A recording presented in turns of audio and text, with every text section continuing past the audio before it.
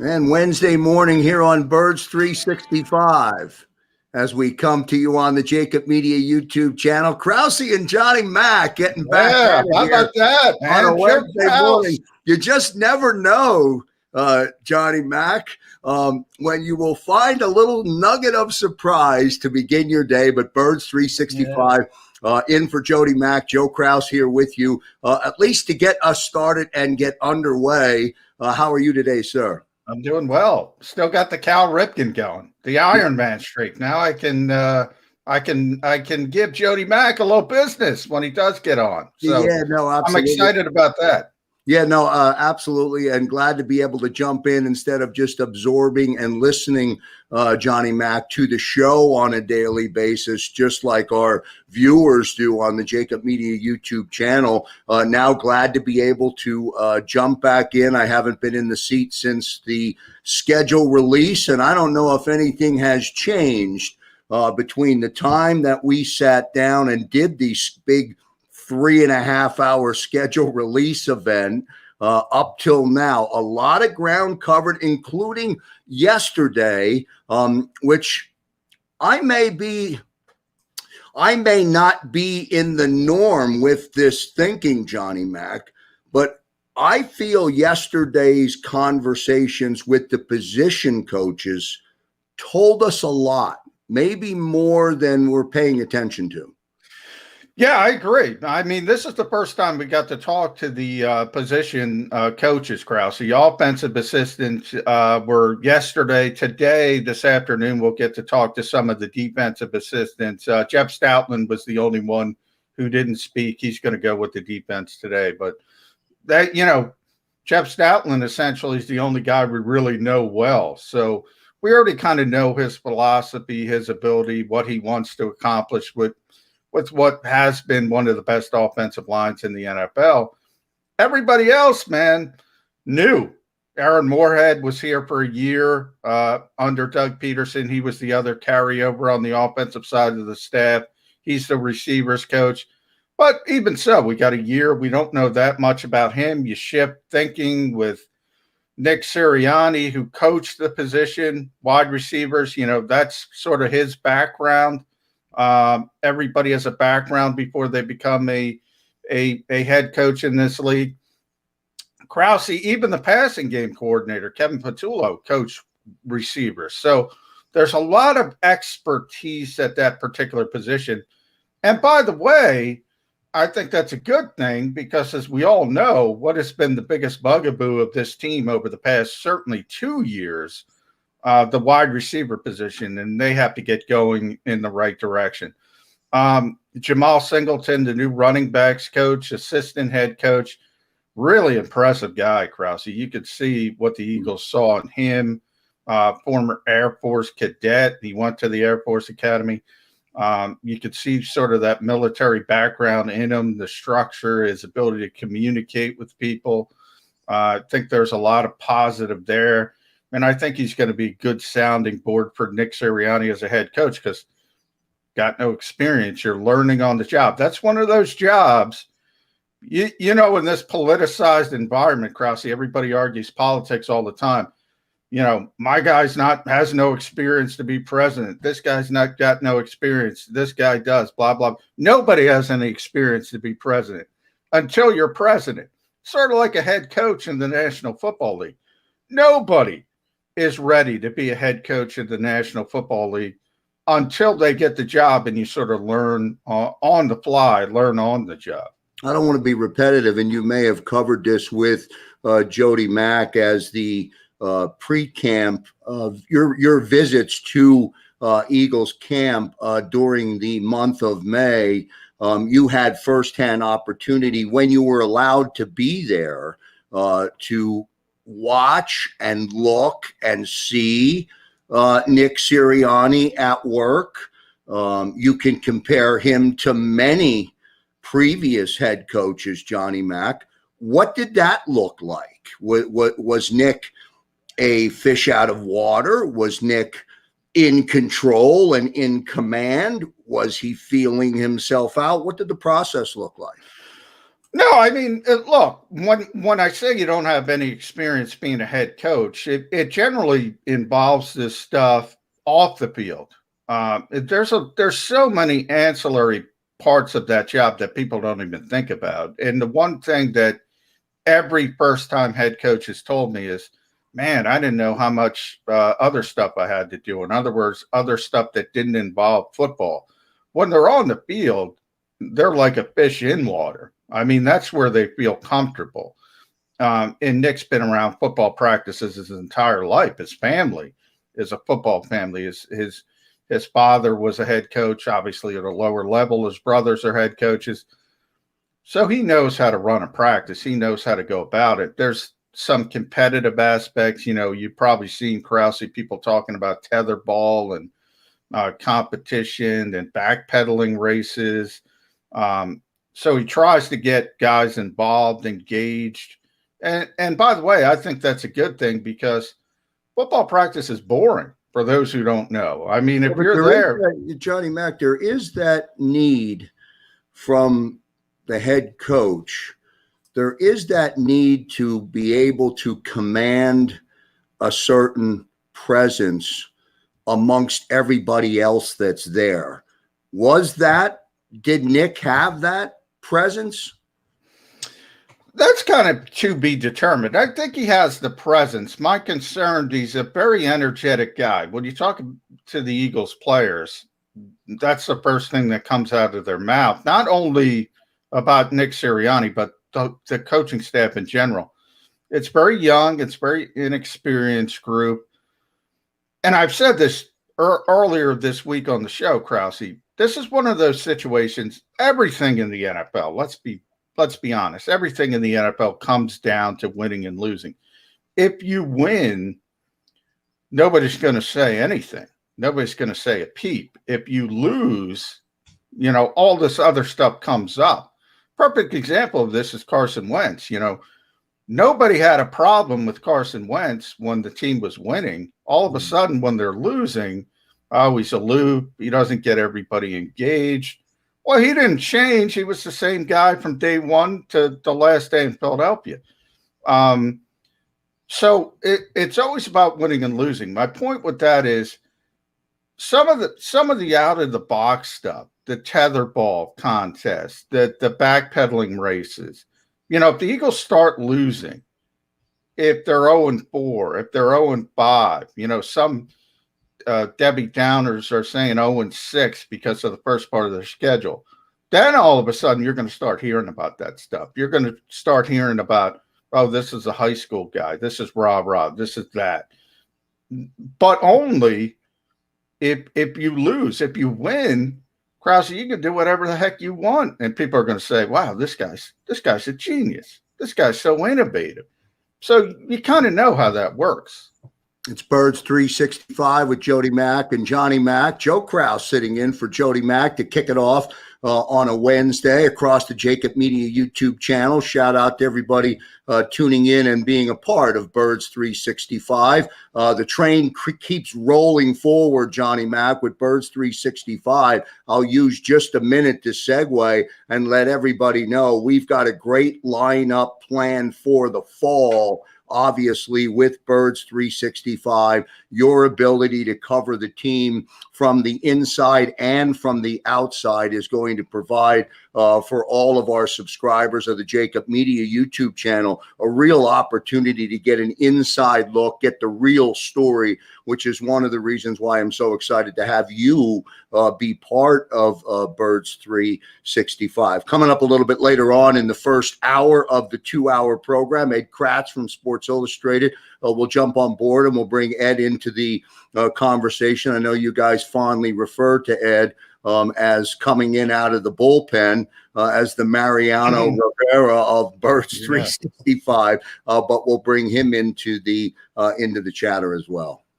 Yeah, and Ed obviously covers the team with me on a daily basis over at Sports Illustrated, so nobody's better plugged in, and that's what we do on the show. We've gotten so many people already from not only a local but a national perspective. And hey, you know, National Football Show, Dan Cilio's doing a great job. Some of the guests over there from a national perspective have been phenomenal. And the one thing, Krause, we've been able to get Amy Trask on this program. Mike Tannenbaum, the ex-GM of the Jets, was on. Randy Mueller, the ex-GM in New Orleans, longtime executive. Andrew Brandt, on and on and on. So you get these deep perspectives into the team and how it's being built. And it's really interesting because everything is so new and everything is coming off the Super Bowl, which is, I think people forget, such a short time ago, Super Bowl 52. So the fact that we're sitting here, we're doing this program, we're talking about Nick Sirianni and Jalen Hurts. We're not talking about Doug Peterson. We're not talking about Carson Wentz. It's pretty amazing. Life moves fast is what I'm trying to say, Joe Krause. Yeah, and I know you had just mentioned 0-4, 0-5, 0-6, and it made me remember our conversation about the opening 6 games. We covered the entire schedule when we did the schedule release 3-hour plus broadcast, but we did talk, Johnny Mac, about that opening 6 games. What would it be if the team went 0-6? What would it look like? And of course, they open up with Atlanta. Now Julio Jones is out of there. So yeah. I'm thinking, hey, maybe that gives us a little bit of a better chance now that Julio's not going to be in the building. But your thoughts on that? Well, number one, I don't think it's going to happen. I always say in the NFL, look, if you want to be a pessimist, you can talk yourself into things because everybody has good players in the NFL. There's not a, Alabama versus whatever, Xander, who was on that schedule. Maybe Xander will pop in the Citadel or somebody like that, where my point is, Alabama's going to win that football game. Basically 8 or 9 games, you literally know, Joe Krause, that Alabama's going to win. Doesn't happen in the NFL. So if you want to sit there and you want to wring your hands and say, opening day, they're in Atlanta, new head coach, new quarterback, how are you going to win that football game? You could do it. If you want to point out Nick Bosa's back for San Francisco, you can do it and say they were a Super Bowl team a very short time ago. If you want to talk about the weapons with the Dallas Cowboys and Amari Cooper and Dak Prescott being back, you can do it. The Kansas City Chiefs are talking about 20-0. You can certainly talk yourself into them being a good football team. Matt Rule in Carolina, you talk about Sam Darnold. And they're shifting, and he's going in the right direction. And then the Super Bowl champions are that 6th game, the Tampa Bay Buccaneers. So guess what, Krause? They're a pretty good football team.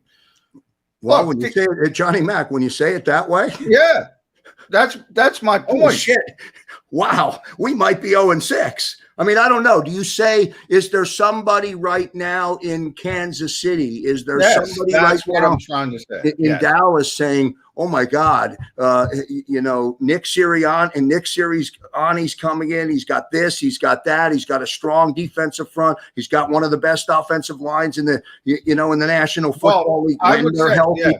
Are they? I would say no. I would say no. There are not people in Kansas City or Dallas saying Nick Sirianni, Jalen Hurts. But I would say, Joe, there are people even in Kansas City saying, oh, you know what? If they're hand wringers, they're going, oh, Lane Johnson's going to be healthy. Brandon Brooks is going to be healthy. Jason Kelsey's still out there. The defensive line, Fletcher Cox is still good. Brandon Graham. So they're talking themselves into, that might be tougher than people think it is, but from a different way. No, they're probably not looking at the quarterback and the head coach and saying that's a really difficult matchup. But they are talking about it on other places of the field. John, I've heard you say this many times, John McMullen. This is a evolving league. This is a passing league. This is a high-scoring league. And if Jalen Hurts and the weapons that he has on offense don't fall into a category of being a conversation by the opposing team or being a threat to the opposing team, just from a standpoint of saying that, does does scare me. Listen, I want them to win. I want the Eagles to be competitive. I don't want to misinterpret what I'm saying here. I want them to win. I just don't know right now, and I know it's early. I don't know how good of a football team this is going to be. I think it's fair. I mean, we have so many national experts on this show. They all have the Eagles basically at the bottom of the league, bottom 5. Maybe the optimistic ones have them as the 24th or 25th team in the power rankings. Point is, Joe, not many people think this is going to be a good football team. But as I said in life, things change quickly. And if Miles Sanders turns into Miles Sanders like he was a rookie, and Devontae Smith hits the ground running, and he looks like the Heisman Trophy winner that he was at Alabama, that can change quickly. And you could say, wow, the Eagles got some explosive players. And that's what I'm saying. Everybody in the NFL has good players. Everybody, including the Philadelphia Eagles. You know, Johnny, when you compare and you talk about Lane, you mentioned Lane, you talk about the offensive line and the ability or where that offensive line is positioned going into the season.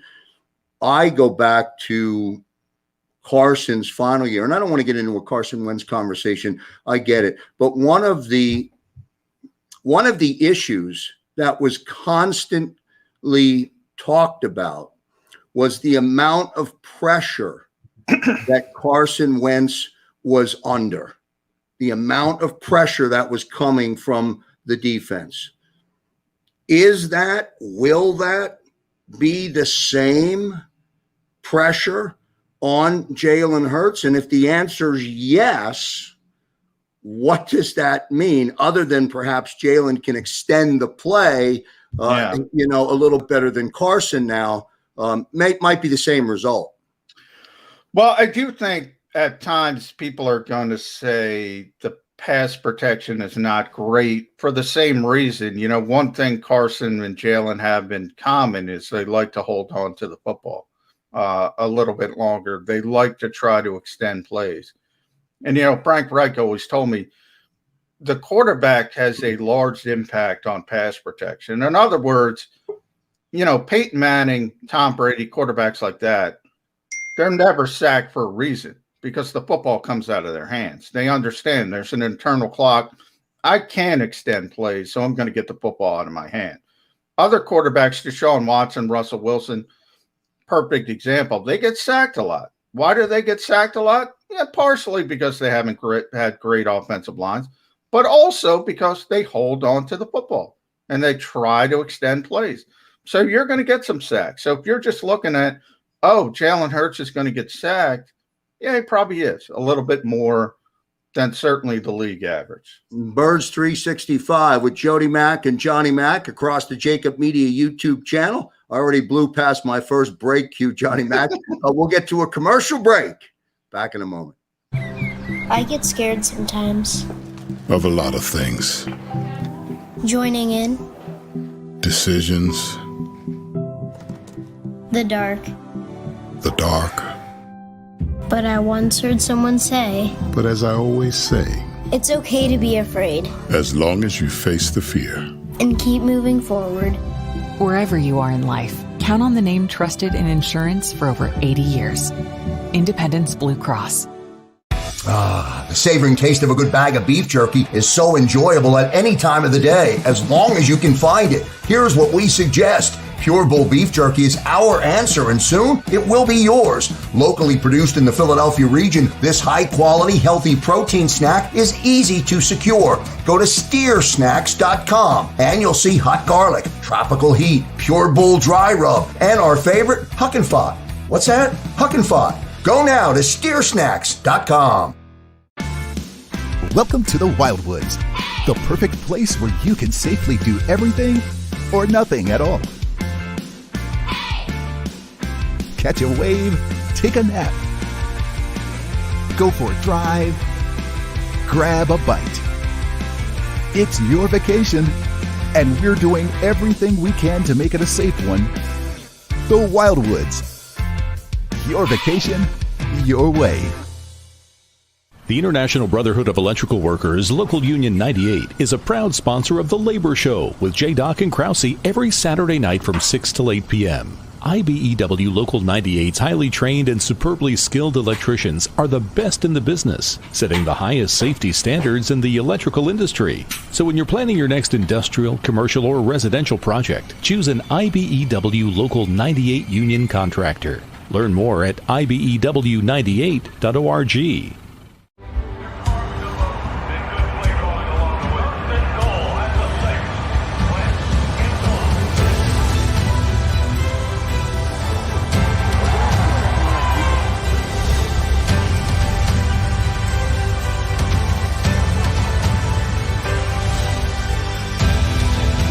Field of life, First Trust Bank is there for you. Champions on three. 1, 2, 3. Because Philadelphia dreams deserve a Philadelphia bank. This is a key. It's a family tree. It's a pair of wings. It's a secret handshake. And a ticket to anywhere in the world. It's more than a uniform. It's the door to a world most people only dream of. There's Strong, and then there's Army Strong. Try it on at GoArmy.com.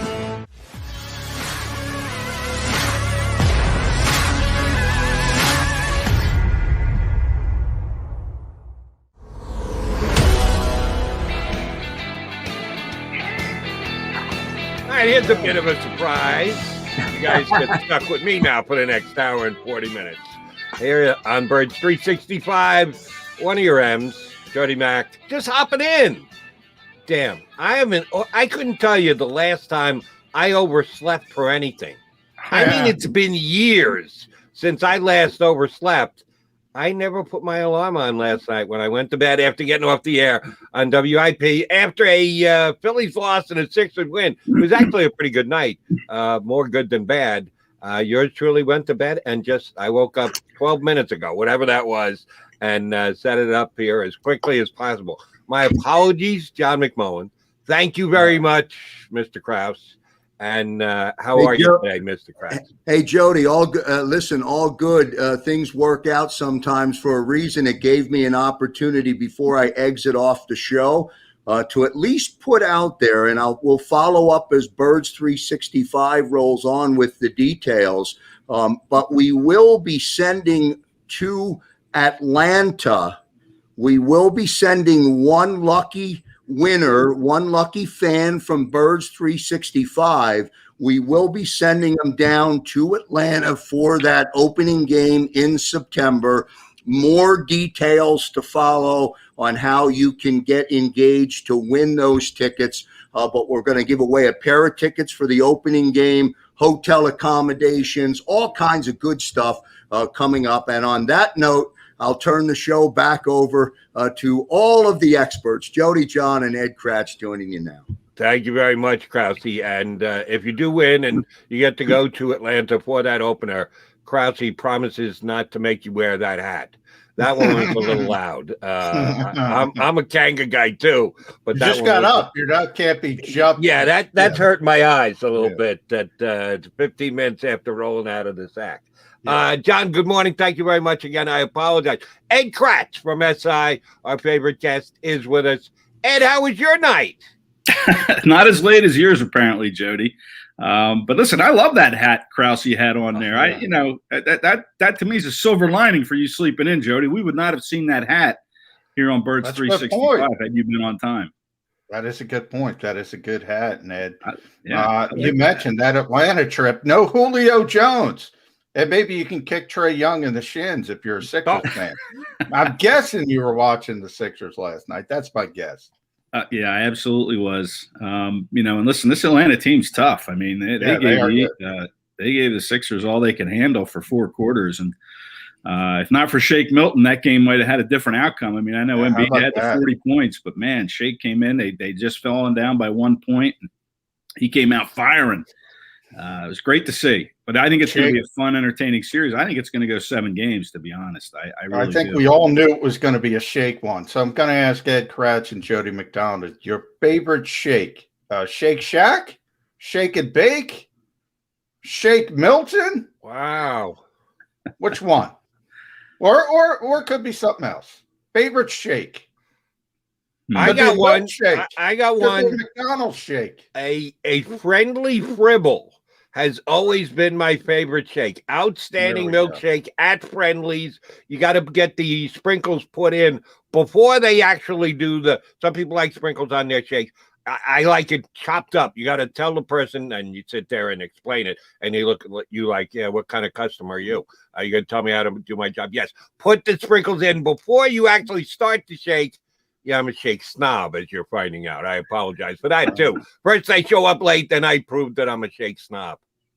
For one day at least, 24 hours, Shake Milton is the correct answer. Probably only in Philadelphia, though. Yeah. I'm a big fan of the DQ shake, just basic chocolate shake. You know, that's probably my favorite. I am not a shake snob. But I think this would be a great opportunity for Friendly's to maybe do some advertising on Birds 365 here. Get that. There you go. Yeah, I'm a big fribble guy. Yeah. I will, if I have to, I'll do a tutorial on how to make the best shake. But and real quick, and we got to talk about the Eagles. But my wife is like you, Jody. She forces me to say, put the sprinkles on the bottom. And I feel like such an a-hole every time I have to do it. Because people look at me like, who is this annoying person? And I feel just like the whole world is looking at me. Evidently, I'm not the only person. So you've made me feel bad. Yeah. Now, I was just going to say, join my life 365 days a year. Yeah. I always feel like an a-hole. So if you got to do it every once in a while, it's tough. You know what? All right. Let's get Ed back to his wheelhouse. Assistant coaches, position coaches, Ed. We got to talk to him, the offensive assistants, yesterday, minus Jeff Stoutland, but most of them knew. We knew Aaron Moorhead a little bit. Just your first thoughts on this staff and how it's coming together, and some of the guys who spoke. Yeah, we're going to get Stout later here on Wednesday, and I'm sure he'll fill it up for us as he always does. Great interview, Jeff Stoutland is. But my first impressions, I like this staff. I think it's a pretty intelligent, real thoughtful staff. I think what I really liked was, I know Brian Johnson didn't exactly fill it up for us in terms of answers to the questions, but that's okay. I think I liked what Kevin Petullo said about Johnson, and it's the same thing Nick Sirianni told us, when he hired Johnson, is bringing him from the college ranks. He's going to bring a fresh set of ideas. And I think I liked what Petullo said about that, is they're kind of picking his brain to see if they can find some cutting edge stuff to kind of throw out there and make defenses react to it.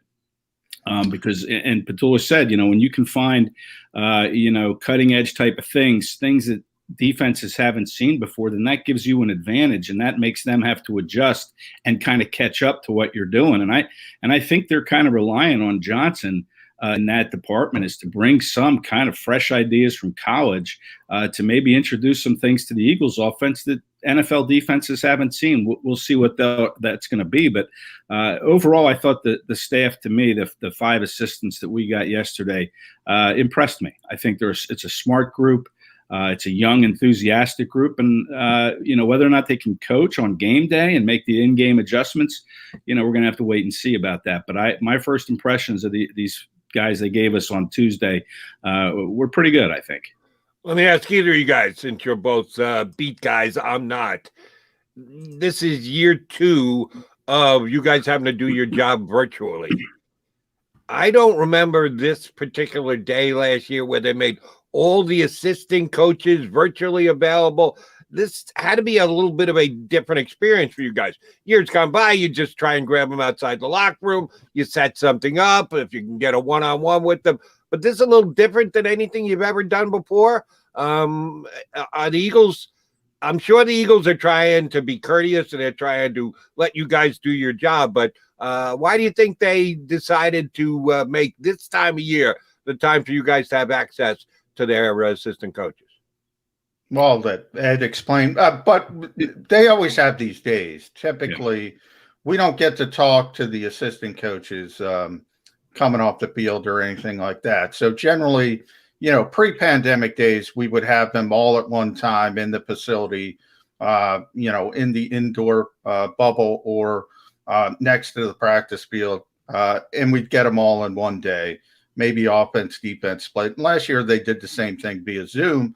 I believe, and Ed, correct me if I'm wrong, I believe it was in season last year, but the assistants weren't new. So they gave them a little bit earlier this year, which is good. And, Zoom stinks, but it is what it is. Yeah, the NFL requires assistant coaches, position coaches to be made available. I believe it's twice a year. I think it's once a month it's supposed to be. Yeah, I know we've gotten them, I think, twice. I know we usually get them during training camp at some point. We'll probably get them again, as training camp unfolds, in July and August. And they make them available usually around this time of year. Like John said, I think it was a little earlier last year, but this year it felt awfully late. They brought these guys in January and February, and we're just kind of getting our eyes and ears on them, 6 months later. But, look, better late than never, because I thought, typically, the assistants to me, especially after they've been here a while, it's not a real big, to me, it's not a real big deal. I don't think. I know to others it is, but yesterday was kind of a big deal because they are so new, because they are so young. And we wanted to hear what they had to say. And I thought, Jamal Singleton, the running back coach, was very good. And even Aaron Moorhead, one of the few returning coaches, along with Jeff Stoutland, really had a lot of good things to say. One thing I liked what he said about the receiving corps was, and this was kind of interesting, he says, we want to be the young guys. We want to be the happy guys. We want to walk around with the energy and the smiles on our faces because that receiving group is so young. And he said, there's grumpy, there's going to be a lot of grumpy people in the building. The offensive line room. Yeah, and then he mentioned that. But before he said the O-line room, I'm thinking, I wonder if he's talking about Alshon Jeffrey as one of those grumpy old guys. So, that was kind of interesting to hear him say that, they want to be the provide the juice all day because they're a young group and because they have the fresh legs, and they want to be the guys that bring the smiles. Yeah, and it's interesting, one of the things, Ed, and I wrote about it at SI.com, you can read me and Ed at SI.com /NFL/Eagles. But, Jason Michaels, the new tight ends coach, I asked him about Zach Ertz. Now, he's got no power.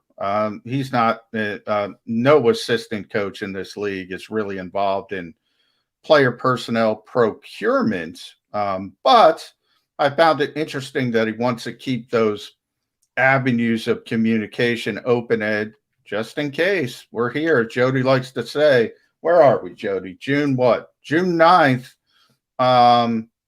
Zach Ertz is still here. At some point, the rubber's got to hit the road. And if Jason Michael's got to coach him, he's got to communicate with him. So he's keeping those lines of communication open.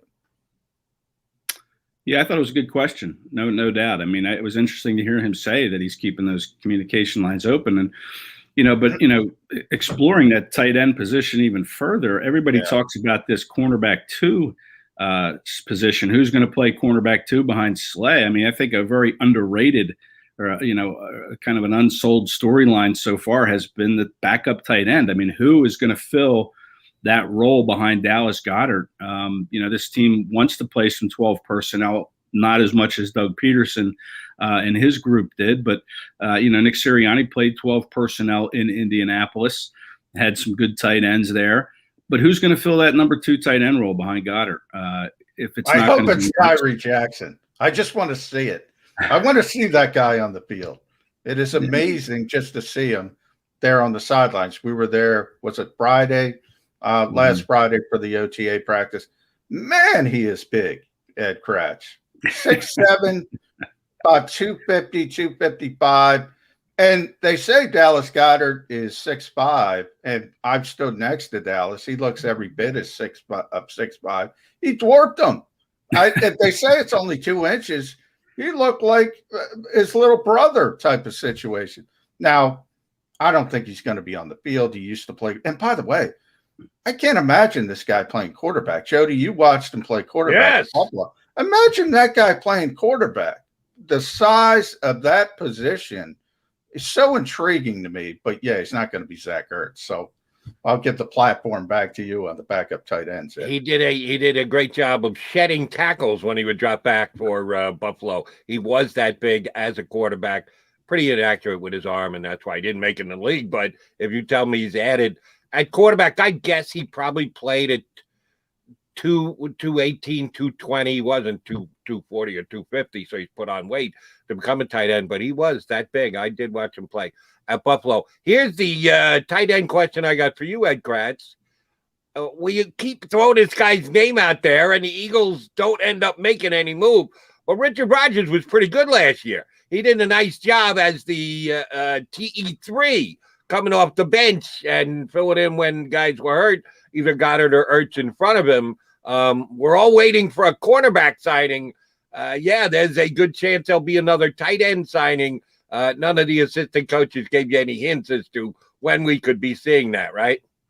No, I mean, look, it was tried. One of the reporters tried to ask Jason Michael that question about Richard Rodgers and, hey, that's Howie's department. They're all going to kind of shrug that off and say, got to talk to Howie or even Nick Sirianni about that. But,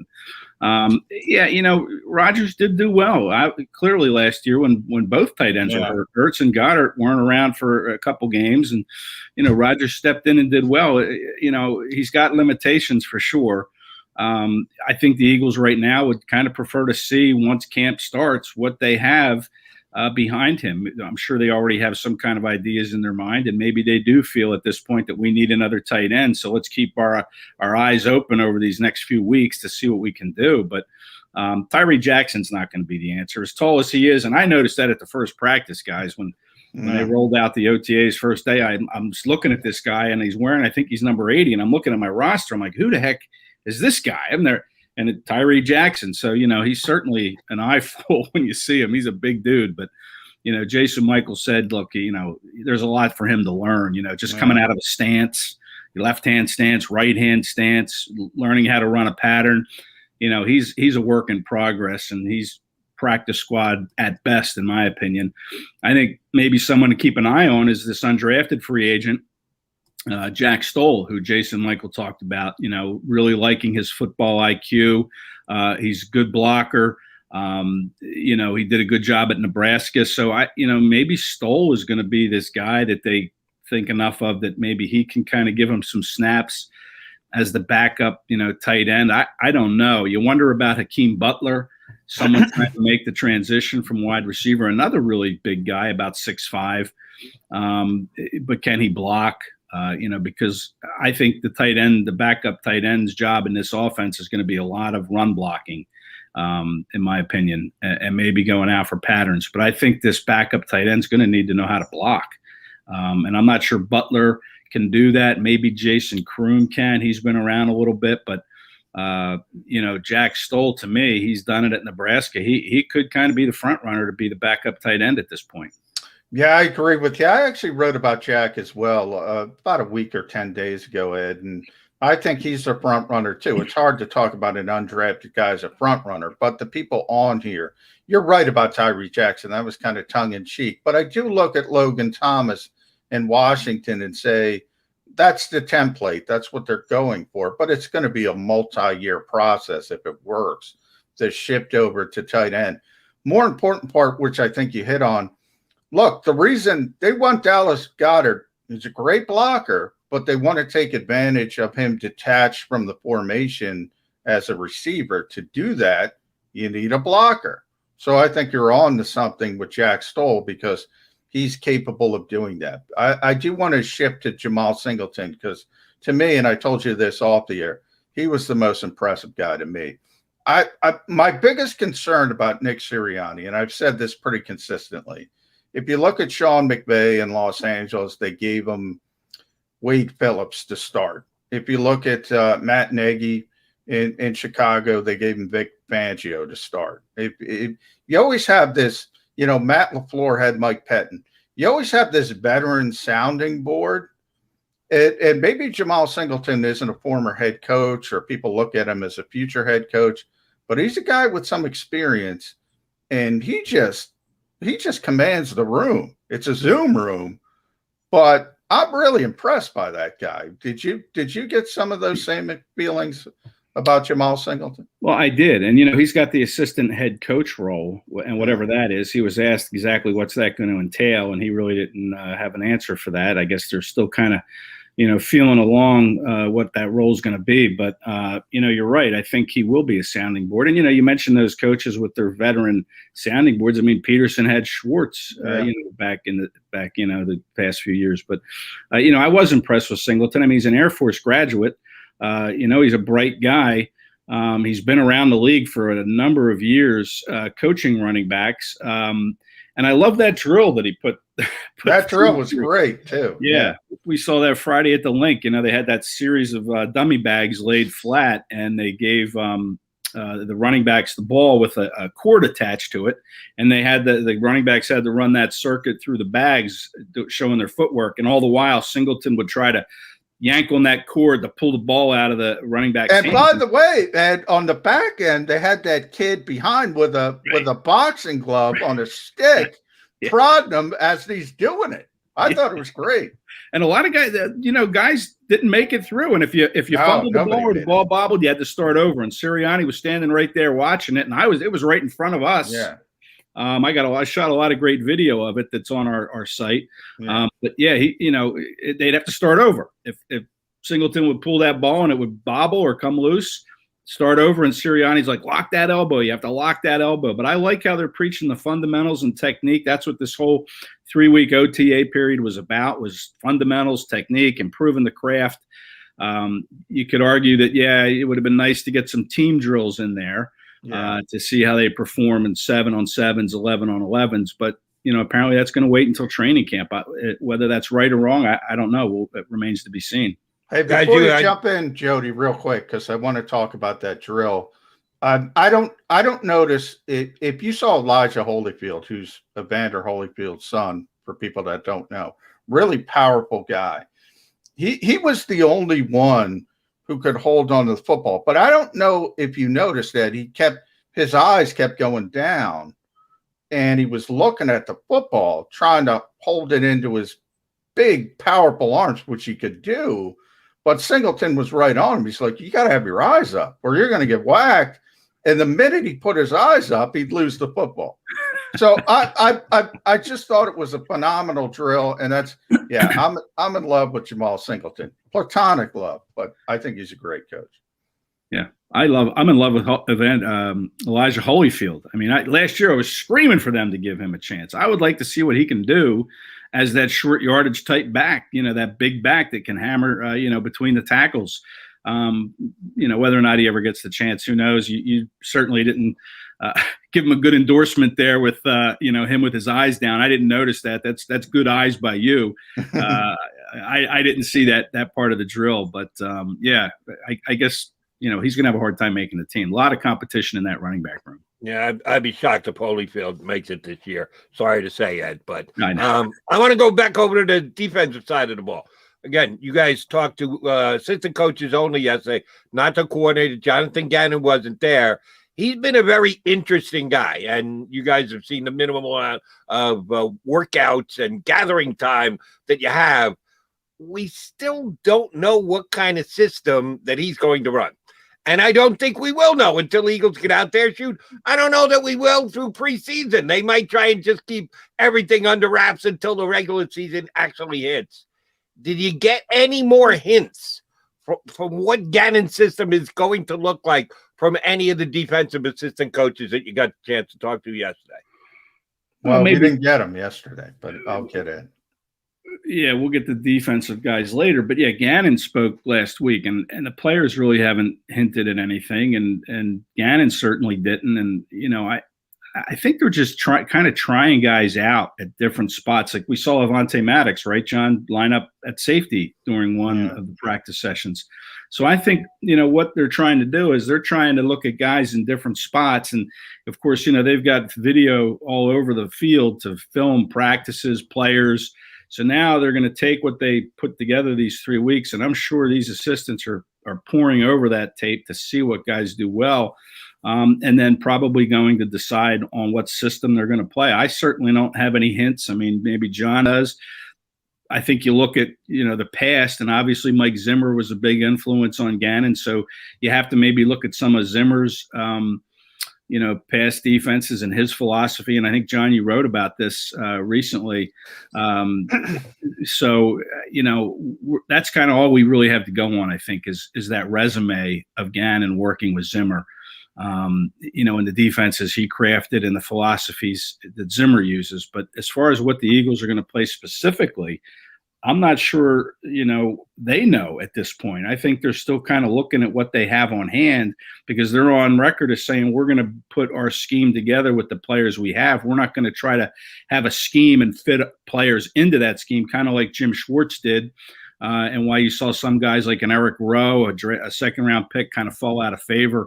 It's not going to be that rigid. At least that's what we're led to believe. So they're going to try to see exactly what the players can do before they determine a scheme. Yeah, my concern, and Jody and I had Chris Russell on. That's what I wrote about. He gave us some backdoor intel because he's really close to Ryan Kerrigan. So Ryan Kerrigan talked to us. He didn't give us much. He was like, I don't know. I just got here. We've been talking to the defensive coaches. He told Chris, oh, no, you're going to be inside. You're going to be that stand-up edge rusher. You're going to be in the A gaps. And I start to think of myself, well, that's Mike Zimmer putting stand-up rushers in the A gap. So I think Jonathan Gannon's holding out on us a little bit. My concern, though, Ed, is Ryan Kerrigan isn't Anthony Barr. I mean, people can talk about the blitzing part of it, but the whole point of having Anthony Barr and Eric Kendricks is they bail out more than they blitz. And they're great coverage linebackers, and they can stop the run. So that's my concern. I think that's my concern with Nick Sirianni as well, with Frank Reich's offense, with, we had heard that Zach Ertz story, if Zach comes back, he's going to play 35% of the snaps. Well, Nick, you're telling me you're going to play the best players. If Zach Ertz is here and he's better than Greg Ward or Travis Fulgham or JJ Arcega-Whiteside, why are you only playing the second tight end 35% of the time? So I think there has been some contradictory stuff coming out here. So it's going to be interesting to see this as it moves forward. Yeah, that story you're talking about, that when you talk to Chris Russell, who's a great guy, good friend of mine, it's going to run. It was posted this morning on SI.com's site if you want to take a look at that. But yeah, I thought it was an interesting story because Kerrigan did mention that he may line up over center. He might line up outside. I mean, that's kind of a joker role for him. So, there could be some 3-4 principles involved with how they play him, and some 4-3 stuff where he lines up on the end. I mean, I think Kerrigan's going to be a pretty important part of this defense this season. I really do. And did you get the feeling that the relationship between these assistant coaches, and they're part of the staff, with the entire roster as is, they're still getting to know each other, and they spent the time that they spent together in these gatherings, quasi practices, drill times, describe it however you want. Now they go away for a couple of weeks, and then they come back and they have to hit the ground running, and you have to get ready for a first season. Did the assistant coaches feel comfortable that they got their message across to the guys that they've had limited time with to be able to come back when camp opens to hit the ground running? How is the communication going to continue during this downtime before camp reopens? Yeah, I'm not sure of that. I mean, I guess we're going to have to wait and see. I mean, you like to think that they had the communication established, the message delivered during these 3 weeks. We'll see. We'll see if it continues to resonate over this, almost 2 months of a downtime period, where I don't think the coaches can have any contact with the players during this period. So I don't know if that rule has changed at all, but this is true downtime for the players. And when they come back, the coaches say they're going to know who did what, if they did as well as they could have during this period. So it's really on the players at this point to kind of hopefully have soaked up that message. I will say, I think it's going to help this team, and I'm looking forward to preseason games. I mean, I've never said I can't wait for the preseason football games, but not having them last year, and now we're under a new regime here. I think these 3 preseason games they're scheduled to play are going to be, kind of a fun watch. That's going to kind of give us an indication of what this team's going to look like schematically, personnel wise. So I'm looking forward to that first preseason game. I don't know when it is, but I haven't circled it yet on the calendar, but it's going to be in August sometime. And there's the 2 open practices that they're going to have, which they did not have obviously last year. So August 8th and August 22nd are the 2 open practices for fans to kind of get their eyes on what this team could look like in the fall. And they, by the way, Ed, they locked in the Jody Mack Bowl, a tradition like no other. The final preseason game, Eagles up the turnpike against the New York Jets. I think it's August 27th, but you're right. Those preseason games are going to feel like a breath of fresh air. I never thought I'd say that in my life. Now, before I let you go, last one for me, I got to bring up JJ Arcega-Whiteside. I know Eagles fans are going to hate me for this, but look, he's got one more opportunity. I think Aaron Moorhead, he talked for about 20 minutes. Nobody mentioned this guy. He is an afterthought. We're talking about Greg Ward and Travis Fulgham before we talk about, remember when he got drafted in 2019, he was going to be the heir apparent to Alshon Jeffrey. He was going to be the big part of this receiving corps, and all of a sudden he fails. And think about the dominoes of that. Then you got to draft Jalen Reagor. Jalen Reagor fails. Then you got to draft Devontae Smith. It's wide receiver, premium pick. Can they really turn the corner at that position? Is JJ involved, and do all the pieces fit into place because of Devontae Smith? Listen, I was all in on JJ Arcega-Whiteside last summer. I thought he had a good camp in the few practices we were able to watch. And I thought, you know what? This guy has turned the corner. He's going to have a good year. And then the season happens and he does nothing. So this year, I'm all out on JJ Arcega-Whiteside. I'm going to go the opposite way. And I think he's out of chances. I'm not sure he makes this team. I think Devontae Smith is the final piece to whatever puzzle they're building here. I will say this about Arcega-Whiteside is, he's a good kid. I enjoyed talking to him. He seems like a very nice person. But something, I think he puts too much pressure on himself, feels too much stress or something. He really needs a good, maybe sports psychologist to kind of work through these issues. And that was kind of my concern last year when Aaron Moorhead, and I asked him about that Tuesday about Jalen Reagor. Moorhead said that he puts a lot of pressure on himself being a number 1 round pick. So I'm hoping that this too much stress thing doesn't overwhelm Jalen Reagor and he goes down the same path as Arcega-Whiteside. I don't think he will. But listen, the mind's a funny thing. If you're not clean in the mind and you're not clear in your head, that can impact you. And I think that's kind of what's gotten the better of Arcega-Whiteside because he can play. He showed that at Stanford. He just hasn't been able to make that transition to the NFL. And as much as I'd like to see him land a roster spot, I'm all out on him this year. I don't think he does. All right. If you don't have Ed Kracz in the corner, you're screwed, JJ Arcega-Whiteside. Yeah. All right, last one for me, Eddie. In talking to the assistant coaches yesterday, did any of them actually admit to losing to Nick Sirianni in rock, paper, scissors? Because I firmly believe he's going in the tank. I don't think he's as bad as his record shows. I think he's doing it to bolster others' confidence. Did anyone admit they lost to him? No. By the way, Jody, before you chime in, Ed, I would love to ask that question. And this is a perfect example of why Zoom sucks, because you can't waste your question on that. But I want to know. Because I've said, for all of Nick, hey, I think Nick is a great guy, all that. He doesn't win anything. I've said it. He loses to everybody. Mr. Competition, you got to win something. I want to ask that question, but I can't because you can't waste it on Zoom. Yeah, that's right. You can waste it here on Birds 365, though, John. I can have your back, buddy. Yeah. Yeah, but you might be onto something there, Jody. Maybe he's intentionally throwing these rock, paper, scissors games to build confidence in his team. Yeah, that sounds like a big expose that we should be writing. Master psychologist Nick Sirianni. You guys will learn. Okay. Eddie Kracz, thank you very much for hopping on board. Again, my apologies to John and all of our Stream Nation out there for getting to the party late. But I'm glad I got here in time to talk to you. Thanks, buddy. Better late than never, Jody. Thanks, guys. Exactly right. Thanks, Ed Kracz, our favorite guest, John Sports Illustrated running buddy, here with us on Birds 365. All right, we'll come back. I got a couple more things I got to run by John since I kind of missed the start of the show. And he and I need to catch up on a couple things before we get a chance to talk to Gary Myers, Hall of Fame voter, decade-long NFL writer, used to do TV. Some of you diehard football fans will remember from hopping on TV as well. Gary Myers, excellent NFL writer and author, is going to join us later here on Birds 365. I get scared sometimes. Of a lot of things. Joining in.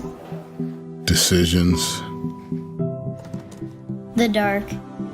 The dark. But I once heard someone say, But as I always say, it's okay to be afraid. as long as you face the fear. And keep moving forward. Wherever you are in life, count on the name trusted in insurance for over 80 years. Independence Blue Cross. The savoring taste of a good bag of beef jerky is so enjoyable at any time of the day, as long as you can find it. Here's what we suggest. Pure Bull Beef Jerky is our answer, and soon it will be yours. Locally produced in the Philadelphia region, this high-quality, healthy protein snack is easy to secure. Go to steersnacks.com, and you'll see hot garlic, tropical heat, Pure Bull dry rub, and our favorite, Huck and Fod. What's that? Huck and Fod. Go now to steersnacks.com. Welcome to the Wildwoods, the perfect place where you can safely do everything or nothing at all. Catch a wave, take a nap, go for a drive, grab a bite. It's your vacation, and we're doing everything we can to make it a safe one. The Wildwoods. Your vacation, your way. The International Brotherhood of Electrical Workers, Local Union 98, is a proud sponsor of The Labor Show with J. and Krause every Saturday night from 6 till 8 p.m. IBEW Local 98's highly trained and superbly skilled electricians are the best in the business, setting the highest safety standards in the electrical industry. So when you're planning your next industrial, commercial, or residential project, choose an IBEW Local 98 union contractor. Learn more at ibew98.org.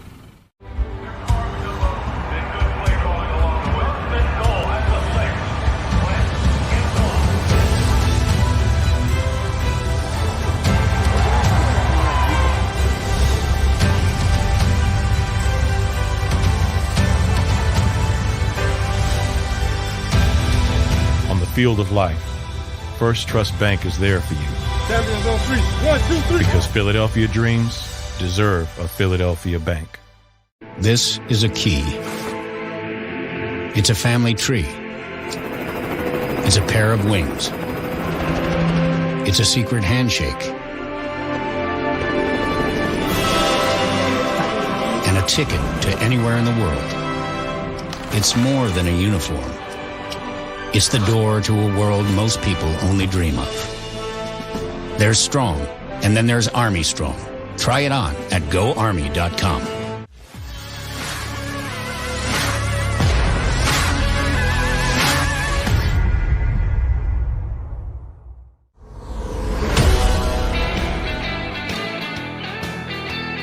Hour number 2 of this. Let's see. I'm so lost because I overslept. I'm not even sure what day it is. It's a Wednesday edition of Birds 365. A hump day edition of Birds 365. I'll try and get over the hump. Jody McDonald, along with my partner, John McMullen, here with you again. My apologies for joining the stream late. I did. I just overslept. I got to bed after 2 o'clock last night. I was on the air till 2. No dilly-dallying. I got to bed pretty quickly. Fell asleep with the TV on. But I at some point turned that off, but I don't know why. I just forgot. I'm going to blame the Phillies, Jody. I'm going to blame the Phillies for you. Did they go late? Were you on late? Oh yeah. Yeah. So but there's the problem. But that's no. As a matter of fact, that's less time that I was on the air because it took that long for the Philly game. You get bored waiting around. I'm done. You get bored. See, I'm trying to lead you down the path. You get bored. You get tired. You're waiting for the Phillies. They give up the big lead.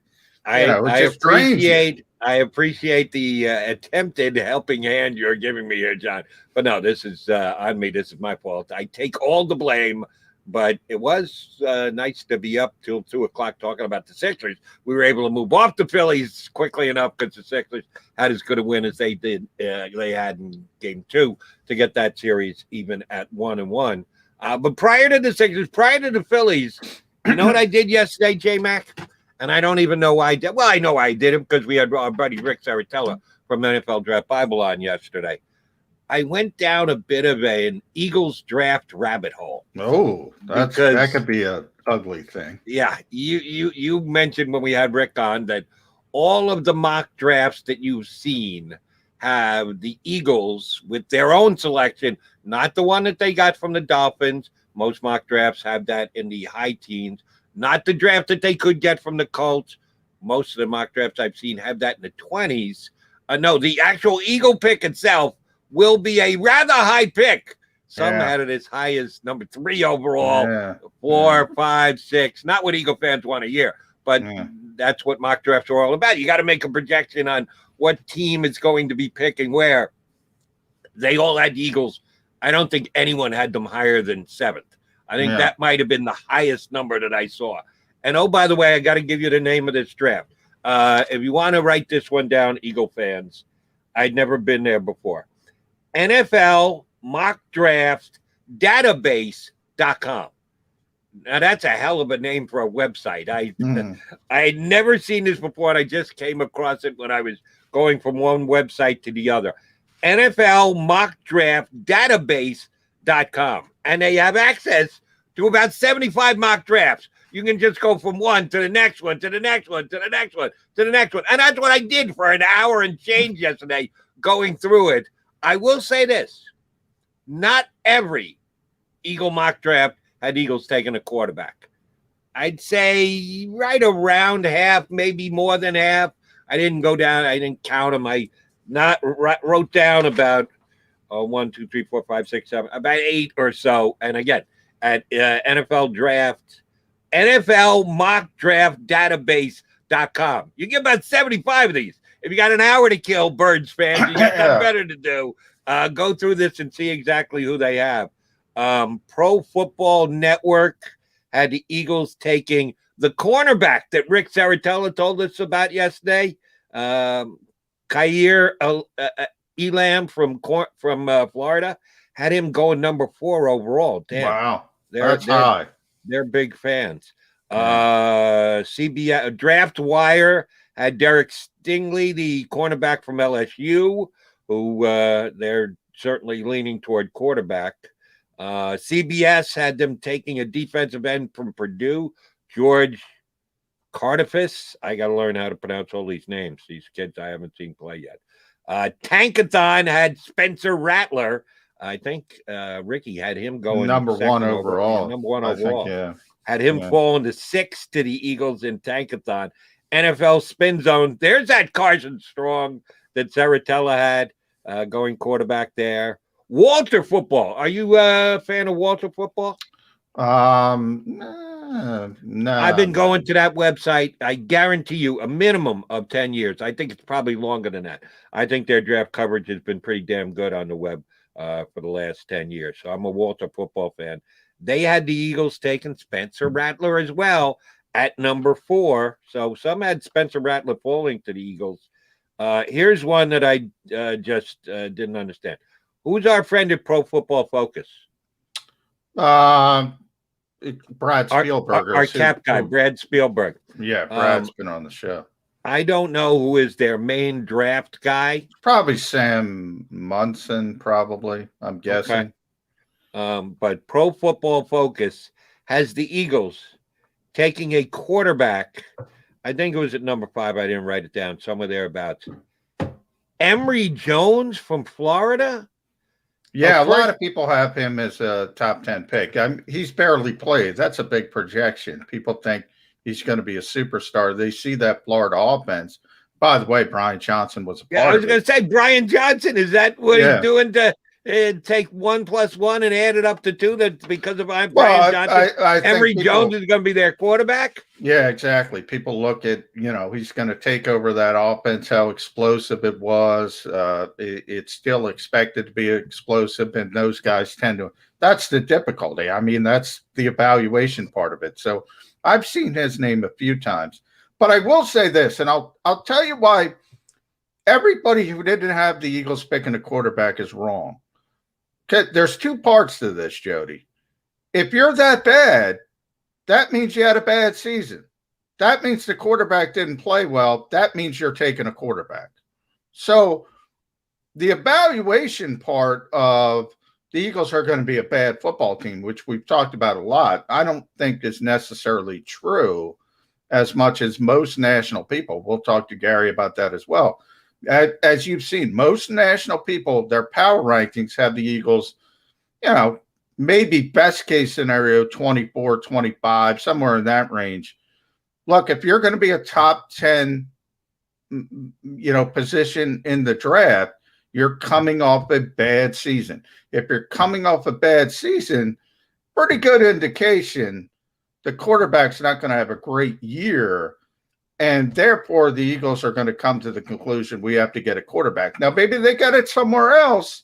Maybe they get Deshaun Watson, but then you're going to have to trade those picks. So forget about cornerback. Forget about edge rusher. If you're picking in the top 5, Jody, if the Eagles are in the top 5, they're taking a quarterback.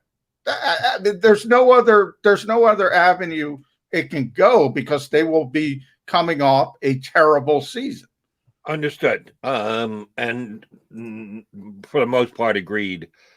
I guess as far-fetched as it is, there is a scenario where the Eagles continue to lose games during the regular season, 38-35. That the offense is actually pretty damn good, and Jalen Hurts is one of the top 10, 12 ranked quarterbacks, touchdown passes, passer rating, and the Eagles are just a bad football team because they never did go out and get that cornerback too, like guess. Mr. Nelson. That we continue I'll tell you where most of all summer long. Yeah. Now, I love hypotheticals. This is a hypothetical, and it's not a very likely hypothetical, but it could be that they're still a good offensive team and Hurts does a job, and they still find a way to lose football teams. The other possibility is, and you and I kind of discussed it earlier this week, what is the biggest issue? What is the biggest hurdle the Eagles have to get over? And you said it's quarterback and or rookie head coach. Well, that could be part of it. We might think after watching the Eagles play 17 games, what the hell did they do handling this Sirianni guy? He just has no clue. He's overmatched. He's not a real head coach. I doubt they're going to pull the plug on him after 1 year, but they might. I don't think Nick Sirianni is a lock to be here for the next however many years. No, well, if he goes 2-15, and I caught myself, I was going to say 2-14. If he goes 2-15, yeah, I could see him being one and done, but it would have to be something so disastrous in that type of category. I'll tell you what, I'm most impressed by you coming up with an avenue to saying where the Eagles could be in the top 5 and Jalen Hurts still plays well. I'm impressed by that, but you and I, Jody, know that's not going to happen. That's not how this league works. You're not going to lose. Highly unlikely, not impossible. I'm impressed. The percentage chance is down about here, but it is. You're not going to lose a bunch of 40-35 games. That's just not how the NFL works. But if he can do that consistently, like I said, I'm more impressed by you coming up with that, to be honest. But if they're in the top 5, and it might not be fair, the more realistic part of it might be the context of an NFL game. And just in theory, you can play well as a quarterback and you can lose games and people don't see that you're playing well because you get too much blame. The old adage, you get too much credit when you win, too much blame when you lose. I could see that coming into play.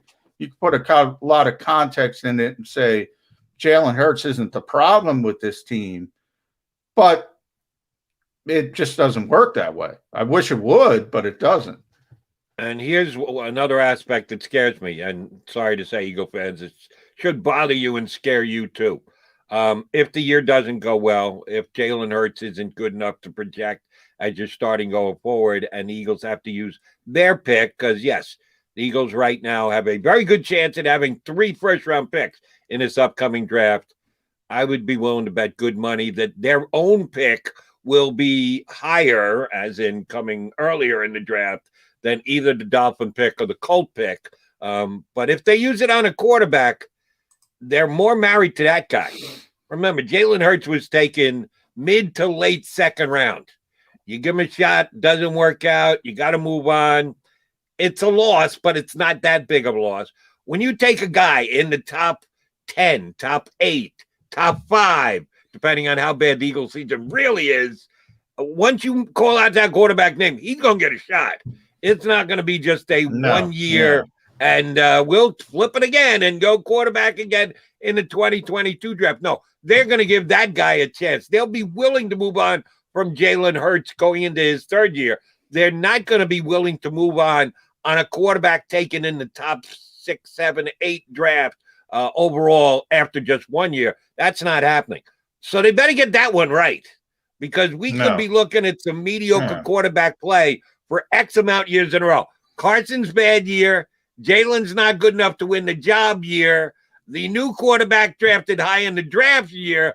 And the next year thereafter, because he's going to get a minimum of 2 years worth of. It could be 4 straight years of bad quarterback play for the Eagles. Yeah, it could be, Jody.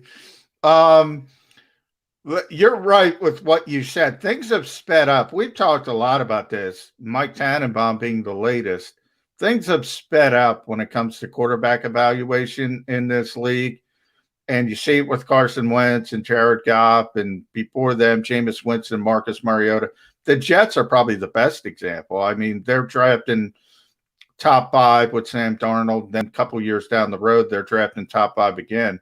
So things have sped up, and people are willing to move on from the quarterback position a lot quicker than they used to be, but it's not going to be 1 year. So yeah, if you make a mistake at that position, it's still a multiple year mistake before you can even think about moving on. And I don't know if that's good or not. But one thing where Mike Tannenbaum said I disagree with, he's talking about Joe Burrow and his NFL lack of an NFL body and his lower body not being powerful enough. And he would have wished that they kept Andy Dalton and sat Joe Burrow for a year. Look, Mike, I love you. You can't take a quarterback number 1 overall. He's getting on the field, especially if Andy Dalton's the bridge. Nobody's going to accept Andy Dalton picking the number 1 overall pick. So there's so much pressure to get these young quarterbacks on the field. Where Mike is completely right is a lot of them aren't ready, but nobody has the patience for the development of the quarterback position. And the problem, Jody, is when you take a guy that high, there's even more pressure to get him on the field before he's ready.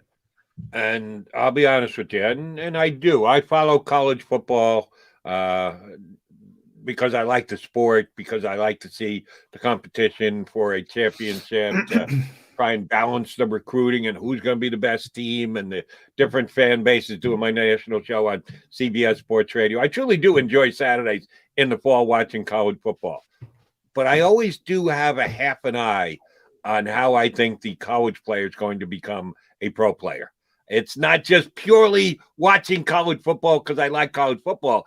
I do, but I also watch it to be able to come up with an opinion on how a player is going to advance in his next stage moving to the NFL. And no more interesting than the quarterback position. Right now, as I'm doing this deep dive on where the Eagles are going to pick and all these quarterbacks that are going to be out there, and I'll be honest with you, I don't love any college quarterback this year. Last year I did. You will, though. Here's where you will. You will, because this is, and we talked about Joe Burrow. So perfect. You didn't love Joe Burrow coming into Justin Fields. You know, all of these. Oh yeah, players. No. Okay. No. Justin Fields. I love Justin Fields, and I love Georgia Trevor Lawrence. didn't. I can tell you that. There were 2 guys that I knew before they ever took a snap in this just past year's college football season. I said, these guys are both going to be superior NFL should have been quarterbacks. the head coach at Georgia. Well, we'll see if they. Well, no, it's over and done with. They're not going to pay a price for it. But no, I really did like both guys.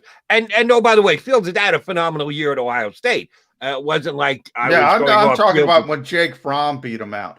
But but that was the year before that. Yeah. All I'm saying is going into this year, I don't love any of these guys the way I loved both Trevor Lawrence. Yeah, but and you Justin will. Fields. There will be somebody. It might be Spencer Rattler. It might be Sam Howell. It might be Emery Smith. It might be the kid from Liberty. You will. Somebody's going to emerge, and the hype train is going to get rolling, Jody. It is going to get rolling, and you're going to get caught up in it. Everybody does. Happens every year. I like Sam Howell. I like the Daniels kid at Georgia, although I got issues with how they decide who is going to be the quarterback at Georgia. There's a couple guys that I like, and you're right. I will probably fall in love with at least one, if not two, but I'm not there yet. And it is. And the kid from Clemson 2 years down the line. DJ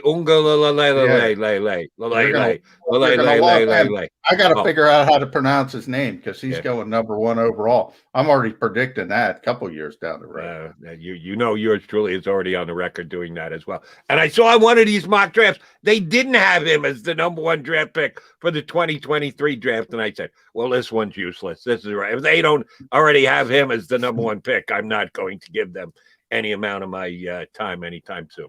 All right, coming up next, we're going to get a chance to spend some quality minutes with a good bud and an outstanding NFL writer, both a columnist and an author.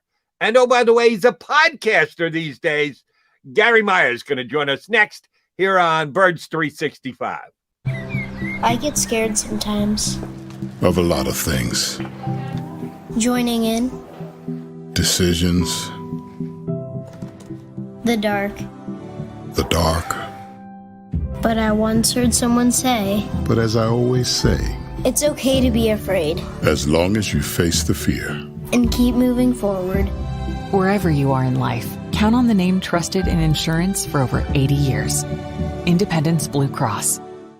The savoring taste of a good bag of beef jerky is so enjoyable at any time of the day, as long as you can find it. Here's what we suggest. Pure Bull Beef Jerky is our answer, and soon it will be yours. Locally produced in the Philadelphia region, this high-quality, healthy protein snack is easy to secure. Go to steersnacks.com, and you'll see hot garlic, tropical heat, Pure Bull dry rub, and our favorite, Huck and Fod.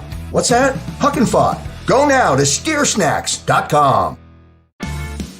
Welcome to the Wildwoods, the perfect place where you can safely do everything or nothing at all. Catch a wave, take a nap, go for a drive, grab a bite. It's your vacation, and we're doing everything we can to make it a safe one. The Wildwoods. Your vacation, your way.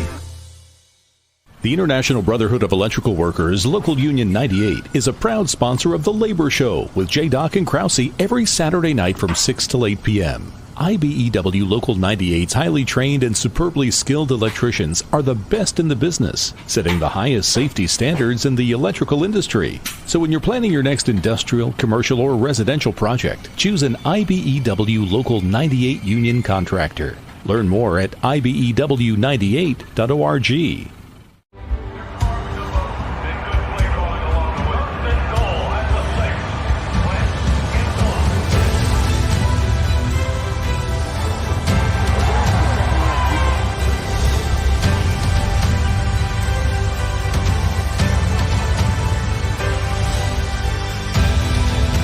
Field of life, First Trust Bank is there for you. 7 on 3, 1, 2, 3. Because Philadelphia dreams deserve a Philadelphia bank. This is a key. It's a family tree. It's a pair of wings.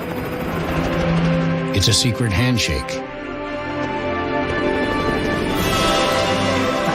And a ticket to anywhere in the world. It's more than a uniform. It's the door to a world most people only dream of. There's Strong, and then there's Army Strong. Try it on at GoArmy.com.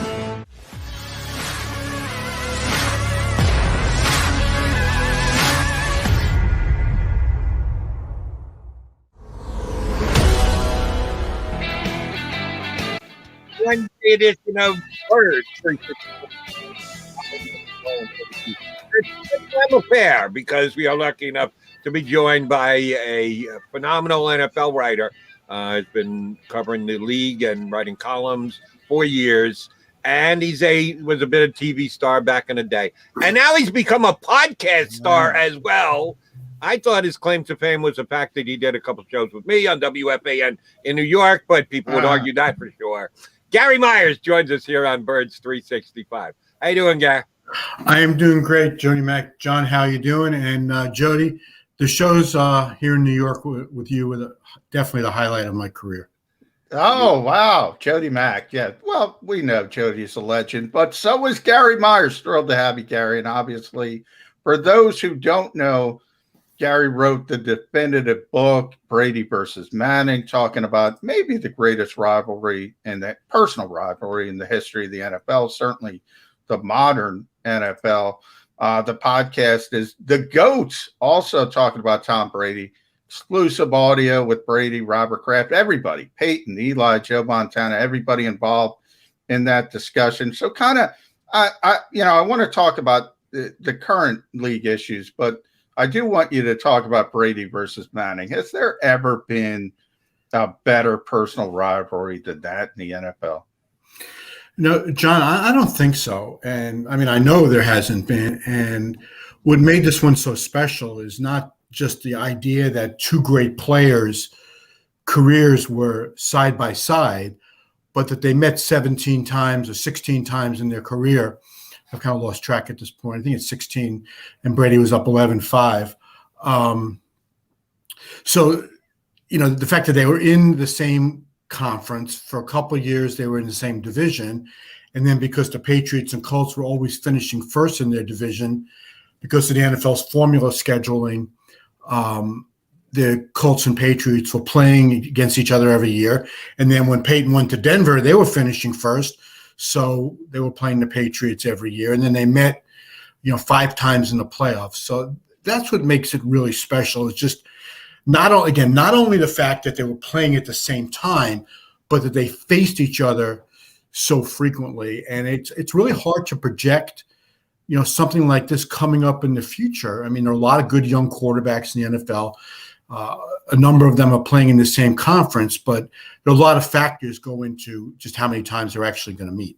Now, Gary, hindsight is great. It's always 20/20. I'm tremendous when it comes to hindsight. I get so many things right in hindsight. It's spectacular. I don't remember, and you may have covered this on your podcast, and guys may have been honest with you and told you, I do not remember having Denver having much of an interest in Tom Brady last offseason. When he became available, when we found out he wasn't going back to the Patriots, when he and Bill Belichick were actually going to split up and he was going to hit the free agent market, he signed pretty damn quickly with Tampa. But there was a time when any suitor could have come forward and said, Tom, you could bring your act here. Denver had already run that show with Peyton Manning and made it work. It seems like they chose not to really get involved with Brady at all. Did they? Did they keep it under wraps? Do you have more insight to this than someone like John or I may?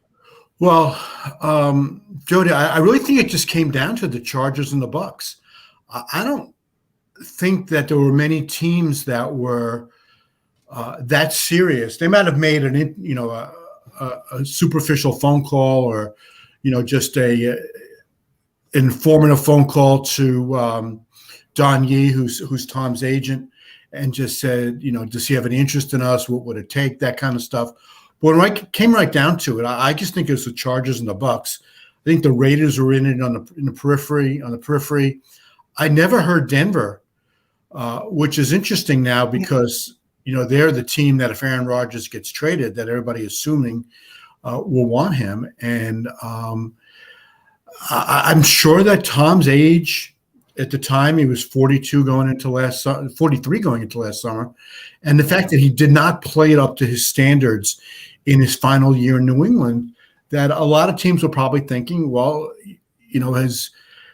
has football just caught up to him? I mean, nobody has ever, outrun Father Time. I know that's kind of a cliche, but it's really true. And there has to be a reason that nobody's played at this level into their mid-40s, is because it's very hard to do, and physically it's nearly impossible. And Tom is just a complete aberration here because of how he takes care of his body and how dedicated he is to working out and to nutrition. And why Denver wouldn't have been interested? Well, I think going into last season, they were pretty high on Drew Lock, and he's 22, 23 years old, and they figured that bringing in a guy like Brady, obviously he was going to play if they signed him, and it would get in the way of developing Drew Lock, and they wanted to have their own quarterback for lots of years. Now, he didn't have a good season last year, and he was hurt a bit.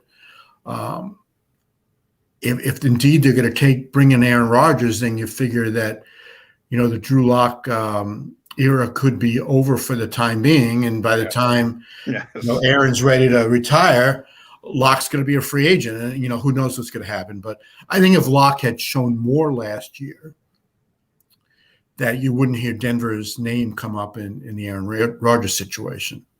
Now, it is interesting, Gary, because now we have two examples of this, and it's understandable. You don't want to pay age in this league. It's understandable thinking a 42, 43-year-old guy is going to fall off the table, as you mentioned. But now we have Peyton in Denver and we have Tom in Tampa Bay, and they both got Super Bowl championships out of it. Does that open up the eyes? You see Drew Brees playing very well until very late in his career in New Orleans. You can play the position at a higher level. I look at Aaron Rodgers. Nobody has played the position, at least to my opinion, at a higher level from a skill set standpoint. Mm-hmm. Do you think the NFL will be more open-minded moving forward, or is it just so ingrained that we can't bring in a guy in his late 30s? Do you think that will always be the overriding factor? John, I really think it's a case-by-case basis that a guy like Eli, he was done when he retired, and he hadn't hit 40 yet. But there was nobody saying, there's still a lot of gas left in that tank that he should continue. Yeah. Peyton was a really special situation. He was coming off 4 neck surgeries. Mm-hmm. And by no means was he a sure thing when he went to Denver. Now, it turned out, he played great there, especially his first couple of years. When he won that championship in his last year, if you remember, he was really just along for the ride. It was the Denver defense that won that Super Bowl. Aaron Rodgers, 37 years old, and he played great last year. Obviously, he was the league MVP. And until we see a decline in his skill set, then there's no reason to believe that he can't play as well at 43 as Tom played last season. But he's got 6 years to go to get to that point. And I think we've seen with quarterbacks that they can lose it at any point. I agree with you that Brees played well last year, but he didn't play great, especially in that playoff game against Tampa. He threw a bunch of interceptions that you just didn't see him throw, during even the latter portions of his career. So I think he made a really good decision to retire before we remember Drew Brees as a quarterback who went out throwing 25 interceptions in a season. I think his timing was great to get out. So I guess that's a way of just saying that what I said initially, John. I really think it's a case by case. There aren't a lot. I mean, obviously, there's never been a player like Brady. There have been very, very few players that have played at this level at 37 as Aaron Rodgers did. But who's the next one that you think can play at that level at that age? Now, you'd say, well, Patrick Mahomes. But what is he, 25 years old? He's got only got to wait 18 years to find out if that's the case or not.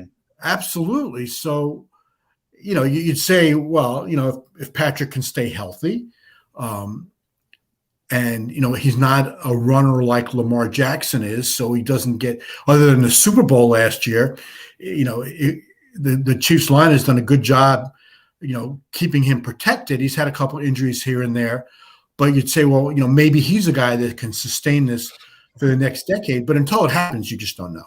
All right, Gary, it's an intriguing story and debate to have. But I'll be honest with you, I only care about 1 year for Aaron Rodgers, and that's this upcoming year. Is he staying in Green Bay? Is he going to get his wits? Is he going to be dealt? How does it play for 2021? We'll figure out 2022 when we get there. But give me your best guess scenario on how it's going to play for Aaron Rodgers this upcoming NFL year. Well, I think the key thing to know right now, Jody, is we haven't reached a pressure point yet. And it's not the mini camps, whether they fine him for missing the mini camps or not. I mean, that's tip money for Aaron Rodgers. And I know the fines increase a lot once training camp starts. And unlike in the past, it's written in the CBA that the teams can't rescind those fines or work it out in a new contract, that the player has to pay it. And it is a pretty hefty thing. So if the money is important to Rodgers, then you'd say, okay, that's a pressure point at the end of July when he's due to report to camp. But at this point, I mean, I really think Aaron's a different guy. He's really stubborn. Yes, he is. When he gets, when he digs in on an issue, I think he's really hard to budge. And there is something that's happened in Green Bay, and it goes, in my opinion, it goes beyond the Jordan Love situation that has got him feeling this way, with the general manager, with Mark Murphy. Listen, they made a mistake. I'm not going to say they made a mistake drafting Jordan Love, but probably not giving Aaron a heads up on it. Much like Tampa did. Tom was in on, taking Kyle Trask, and he knew about it, and he didn't have any problems with it. And he reached out to the kid after they drafted him. I'm here for you, whatever you need. Aaron Rodgers kind of gave Jordan Love at the beginning the Brett Favre treatment that Favre gave Rodgers when he was drafted in 2005. And then he warmed up to him. Yeah. So I think it goes beyond just the Love situation. It's a general feeling that, Rodgers just objects to the way things are being done in Green Bay. So I guess that's a long way of answering the question. I don't think he's going back to Green Bay. I think he'd really have to swallow his pride somewhat to go back there after he seems to be so dug in now, and he's made so much money in his career that I don't think he's going to go back just not to get fined or just to collect his money. I just don't think he wants to be there anymore. I mean, I know that he doesn't want to be there anymore. Yeah. Just a question whether they can talk him into coming back. Gary, I want to shift gears with you a little bit because Jim Fossil passed away earlier this week, and obviously you got to cover him on a daily basis. To me, just number one, nice guy, great guy. Great guy. I thought he's one of those coaches, really good coach. But obviously, if you don't get over the hump in this league, you kind of get lost in the wash. Kind of give us some thoughts on Jim Fossil, what he meant to the New York Giants, what he meant to the NFL. And I guess the apex was that 41-0 championship game win. And then they lost to one of the great defenses of all time, the Baltimore Ravens. Yeah, I mean, he was here for 7 years, and he made the playoffs 3 times, won a couple of division championships.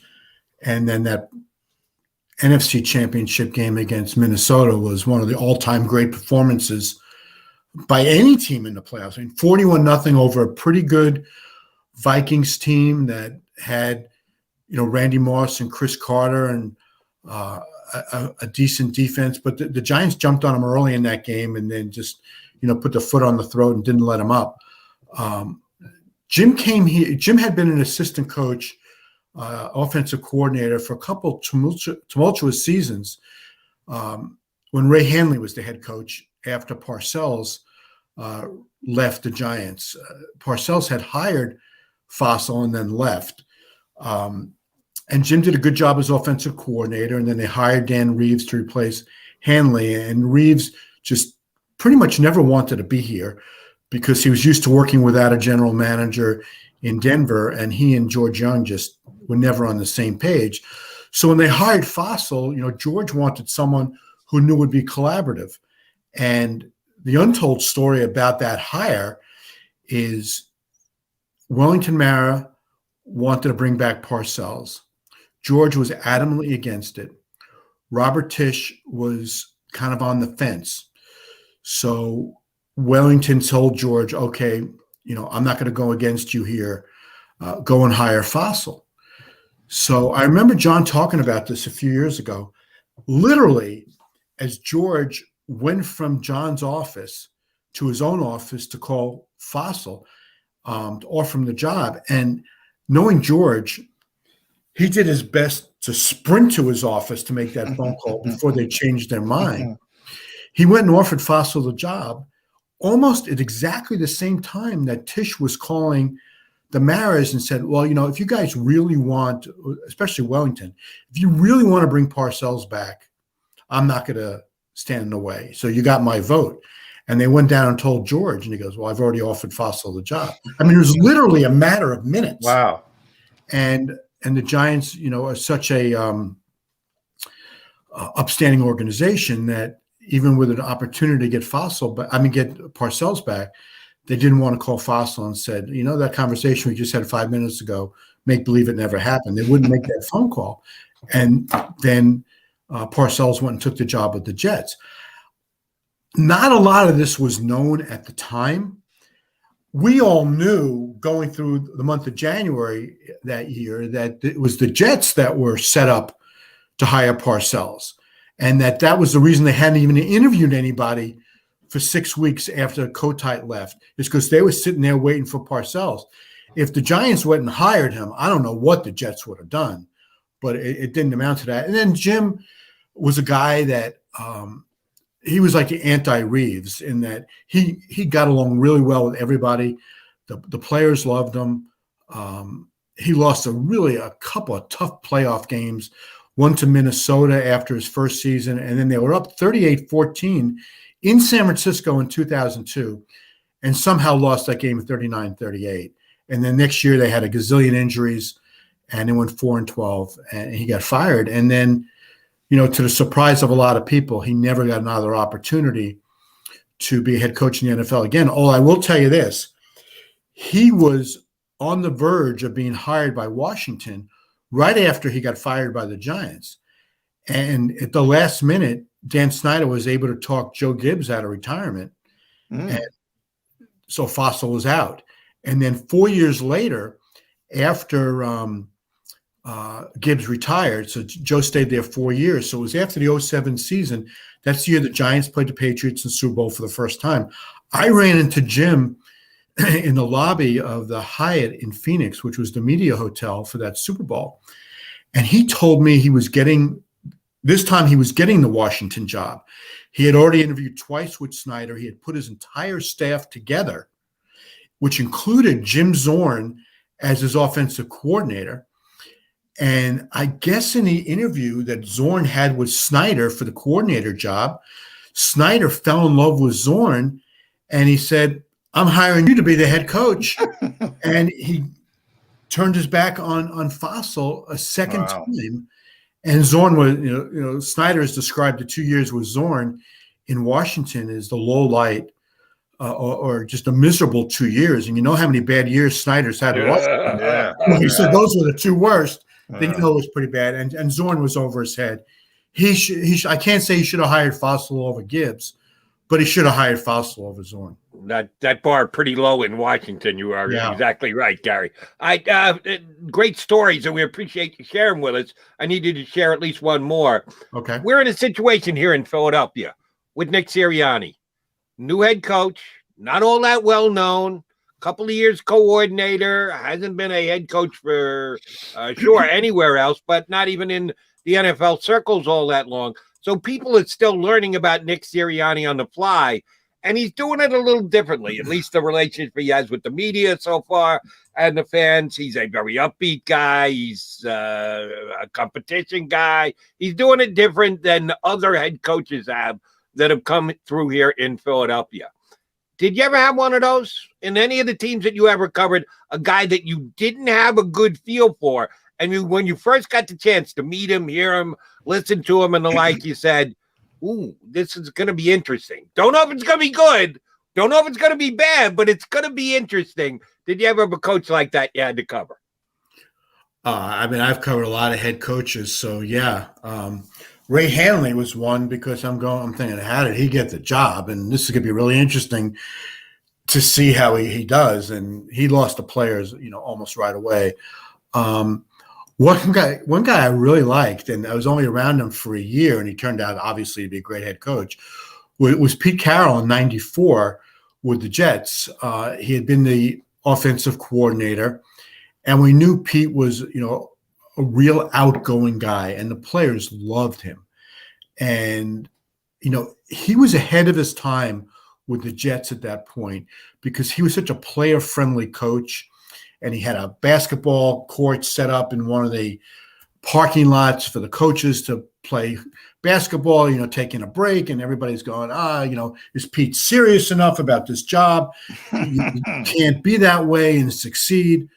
Well, like I said, maybe he was probably like 15 years ahead of his time because he did pretty well with that at USC and then in Seattle. Some of the other guys, Herm didn't have a track record anywhere as a head coach. And you guys obviously know him from Philly, from his playing days, and he had been, a Dick Vermeil disciple, and came in, and Herm talked a better game than he actually was as a coach.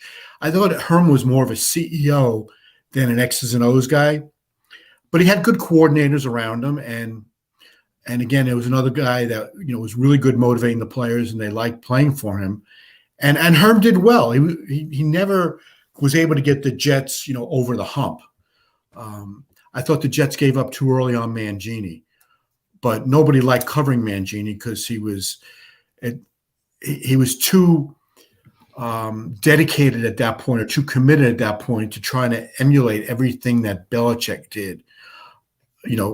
From the point of being horrible in his press conferences to being distant from his players, to alienating.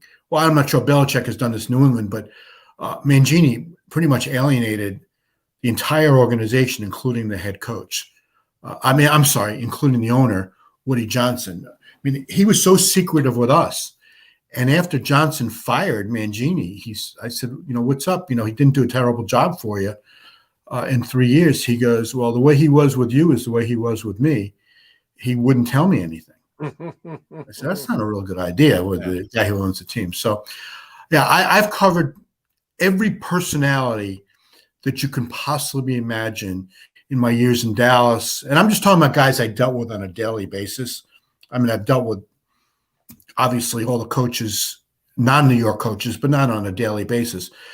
So I've lost track of how many Jet head coaches I've covered, and Giants have seemed to be, in the last 5 years, they're on their fourth head coach now. So they come in all shapes and sizes and personalities. And by far my favorite is Parcells. He was very intimidating to a lot of people, but not to me. I always got along with him. I thought we had, real mutual respect there, and he's my all-timer. I always go back to Bill Parcells. I always go back with his guys. He's got that little list he gives them of advice. I know Mike Zimmer got it, and it was like I think one of the quotes was, "There's 3 or 4 things that happen every day in professional football that you don't want to happen. And if you can't deal with it, you better get another job." That's right. Which I always go back to. But I do, you bring up Pete Carroll and being ahead of his time. That rings with me because Nick Sirianni's playing basketball with his players. He's got a ping pong table set up. Is it always just come down to wins and losses? If you start losing, will players look at that kind of stuff and say, this guy's not serious? Versus winning, he's great. He's a player's coach. Is it just come down to that? It's a bottom line business. That's no great revelation. So if what Nick is doing pays off in a division championship this year, it's he's great. He's Pete Carroll. He's this. He's that. If he loses, then I'm not sure the comparison I would make, but he'll be criticized. I think the first place that'll get criticized is with the Philadelphia media, which we know can be difficult. And that would probably be a result of players whispering in the media's ear, this guy is, not putting in the hours, or he's spending too much time, playing basketball with us, or, instead of being in a meeting, we're playing ping pong, and how can you win like that? So it really comes down to the wins and losses. One thing that I really think that is working in the favor of a lot of these new head coaches is the limited media access. And I hope it changes ASAP. But the fact that players are only on Zoom calls with the media, instead of, every writer has their guys in the locker room that they can always count on to give them inside information. And because that was lost last year. I mean, I talked to a really good friend of mine who's covered a team for 30 years. And he told me that he has only like 2 or 3 phone numbers of the players on the team that he covers, because there's been such tremendous turnover in the last year and there's been no locker room access. Yeah. So I guess my point is, with these players only being on Zoom calls, they're not going to drop any bombs on these Zoom calls. I mean, it just doesn't work like that. I mean, everything is very sterile. I mean, occasionally you get somebody, complaining somewhat, but not anything like guys in the locker room who will talk off the record and tell you stuff. You can write it, just don't use my name. That's not happening on Zoom calls. And unless you're a writer that has a pretty good Rolodex, do they still use Rolodexes? That has a pretty good contact list in his phone, that can get guys away from the field. You're not seeing the explosive type stories come out on a daily basis. Obviously, like an Aaron Rodgers story, I don't know where that came from initially, whether Aaron is leaking it or his agent is leaking it or his friends of Aaron. Those stories can still come out, but they're few and far between. Whereas if these locker rooms were open, it would be much more prevalent, which is my way of saying that new head coaches, I think, are on an extended honeymoon period, because the access to their players isn't the same. So any bitching and complaining is really being kept to a minimum. And so if anybody is really upset with the way the Eagles' new head coach is operating, it's going to take, I think, longer to come out. That's an excellent point. All right. Following in the sort of the footsteps of what you were talking about, access and doing things virtually and Zoom and the like, we're going to hit summer vacation for everyone here in the next couple of weeks, and then camp is going to open and the season's going to get underway. Protocols are in place, but they're potentially changing protocols depending on the percentage of the vaccination that the teams have, and the number's 85. If teams are in the 80s, is Roger Goodell going to really come down hard on them if they're not wearing their mask? Is it going to be a scrutinized thing that teams are going to get in trouble for and pay fines and penalties and stuff like that? Or are we going to be close enough where everyone's going to say, yeah, we've got the rules in place, but come on, they need 2 more guys to take the back. Are we really going to fine them because they have 2 guys short of a 90-man roster of getting the vaccine? How is that going to play disciplinary-wise with the league and the teams when camp actually does get underway? Well, first thing I'd say, Jody, I think it's a very fluid situation, because we still have 6 weeks to go before the opening of training camp. And I was just reading the other day that I think it was Jabril Peppers, I'm not positive, that he just got his first COVID shot the other day. So now that camp is getting closer, any players who haven't, and coaches as well, who haven't gotten their vaccinations might be more inclined, because it is going to be more restrictive for players and teams that haven't hit the threshold.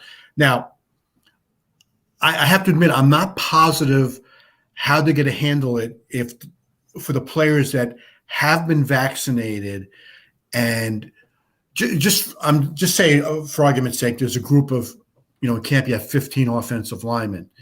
If you have 12 of them who've been vaccinated, and the offensive line coach has been vaccinated, can those guys meet in the same room? But the 3 who haven't have to be virtual. I really don't know how that's going to work. I know they sent out a list of protocols the other day, how it will affect coaches who aren't vaccinated, and it's extremely restrictive for assistant coaches who aren't vaccinated, they're not allowed in a meeting room with their position group. So I think that's a really strong incentive for coaches. And I will say this as a public service announcement of sorts. I got my first vaccination the day after the Super Bowl, and my second one. I'm sorry, 10 days before the Super Bowl. I got the second one 3 weeks later, which was the day after the Super Bowl, on February 8th. I can come close to understanding why anybody is not getting vaccinated. Not only to protect yourself, but to protect the people around you. And transferring that thought to an NFL environment, Major League Baseball, you're in a locker room every day. I would think there'd be and with the majority of players are getting vaccinated, I would think the peer pressure would be so intense for those who are holding out, unless it's for religious reasons. And, again, I'm not really well informed on what a religious reason would be not to get vaccinated, but it's kind of like getting a flu shot. It's just no big deal. And if it's going to protect you and your family, and then in a team environment, protect those around you in the locker room and on the field and whatnot, I really can't come up with a good reason why they're not. And I know I read something the other day. There's like 5 baseball teams that haven't hit the 85% threshold, including the Mets. And I remember reading back in April, there were a bunch of players that were saying it was a personal decision and they didn't want to say yes or no what they were doing. And obviously you can read between the lines on that. Those were the players who were not going to get, vaccinated. And whether their position has changed since then, I don't know. But it clearly, I know we're getting off subject here a little bit, but clearly it works because the numbers are going down, and they're going down because people are getting vaccinated. And I think the teams who are vaccinated and where the protocols are not as severe and they're able to do more as a team, I think those are the teams that are going to have an advantage going into this season. Agreed. Yeah, agreed, Gary. And Brandon Beane got in a little bit of hot water by saying, guess what? If it's a vaccinated versus unvaccinated player, I'm probably going to keep the vaccinated player. I don't even go that far. I just want to get back to normal. Jody and I are fully vaccinated. Yeah. I want to get back in the locker room. As you mentioned, I want to be able to talk to players. I hope everybody wants to get back to normal. I hope we get back to normal. I do want to say one last thing because I want to tell everybody, Gary, to go to your podcast, The GOAT. And I want to say, you said it earlier. I'll end here with you. Father Time beats us all. When is he catching up to Tom Brady? Is it happening this year? No, I think he's going to be even better this year than he was last year. He got his knee fixed, and although he didn't really talk about it at all last year during the course of the season, things that you're hearing out of Tampa is that, it bothered him the entire season, and he really had to, get himself, taped up and limit himself somewhat because of his knee. And he took his full turn in minicamp yesterday, just a few months after having this knee surgery. So one, I think he's going to be even in better shape than he has been. And secondly, the second year in Bruce Arians' system and his familiarity with all the receivers now, having been with them for a year, and they brought the whole cast of characters back. And, the offensive line coming back and being better and having more knowledge on how to protect him and how much time you have to. I think the Bucs have as good a chance of any team to repeat as any team that we've seen, since the 03-04 Patriots. And they did an amazing job bringing back their entire team. Whether that turns out to be good, whether you needed a couple of new key players to keep the hunger there, we'll find out. But one of the problems that teams that have won the Super Bowl always face in the next year is, do they still have the same motivation? I think it's easier to get to the top of the mountain than it is to stay there. I've always felt that way. But having a guy like Brady who is so driven, and he'll never say this, but behind the scenes, I'm sure they're going to be talking about, let's run the table and be the first team to go. Well, now it'll be 17-0 in the regular season and then 20-0 overall. Let's be the first team. Let's make history this year. Let's not lose a game. I guarantee you that behind the scenes in the locker room, that's going to be the talk in Tampa this year until if and when they lose their first game. And I will vouch for Gary Myers, even though it would be very advantageous personally for him, for Tom Brady to have another Tom Brady-like year. He's giving you his honest analysis. He wouldn't tell you that Tom Brady was going to be great if he didn't believe Tom Brady was going to be great. Gary Myers, you were great with us. We thank you for coming on. Know full well we will reach back to you again as the season gets closer and get you on Birds 365 again. Thanks, buddy. Hey, it's my pleasure. Anytime, guys. Have a great day. Where you get your better podcast, The GOAT, with Gary Myers, is a dynamite listen for you diehard football fans out there. All right, we are the Mac and Mac guys. We're running a little late. That's because I overslept. What else is new? We'll come back. We'll put a bow on the show. Keep it right here on Birds 365. I get scared sometimes. Of a lot of things. Joining in. Decisions. The dark. The dark. But I once heard someone say, But as I always say, it's okay to be afraid. as long as you face the fear. And keep moving forward. Wherever you are in life, count on the name trusted in insurance for over 80 years. Independence Blue Cross. The savoring taste of a good bag of beef jerky is so enjoyable at any time of the day, as long as you can find it. Here's what we suggest. Pure Bull Beef Jerky is our answer, and soon it will be yours. Locally produced in the Philadelphia region, this high-quality, healthy protein snack is easy to secure. Go to steersnacks.com, and you'll see hot garlic, tropical heat, Pure Bull dry rub, and our favorite, Huck and Fod. What's that? Huck and Fod. Go now to steersnacks.com. Welcome to the Wildwoods, the perfect place where you can safely do everything or nothing at all.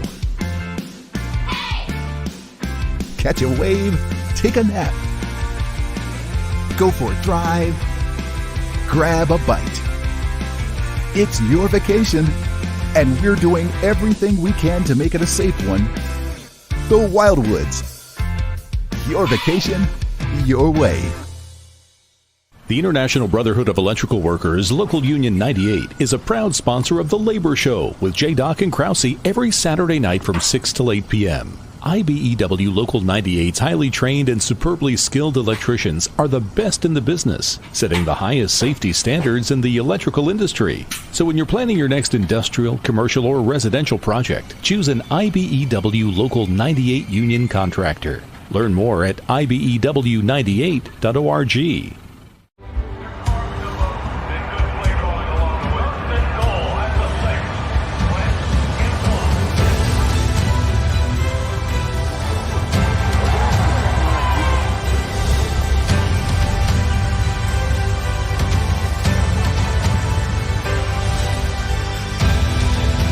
Field of life, First Trust Bank is there for you. Champions on three. 1, 2, 3. Because Philadelphia dreams deserve a Philadelphia bank. This is a key. It's a family tree. It's a pair of wings. It's a secret handshake. And a ticket to anywhere in the world. It's more than a uniform. It's the door to a world most people only dream of. There's Strong, and then there's Army Strong. Try it on at GoArmy.com.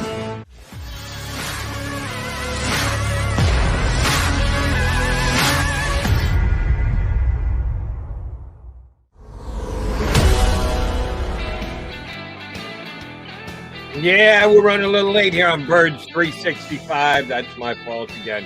I apologize. Thank Gary Myers for coming on board. And I don't know about you, but I got a kick out of the answer Gary gave me about comparing a coach that he's covered in his days to what we're dealing with here in Philadelphia right now with Nick Sirianni. He went down the Ray Handley road and the Pete Myers road. Pete Carroll. I'll take Pete Carroll. Pete Carroll, who basically was overmatched as the head coach of that's what I thought. I go, oh my God, who the hell did they hire? Yeah. This guy's a knucklehead. And damn if he didn't become one of the best coaches in the last 25 years. Yes.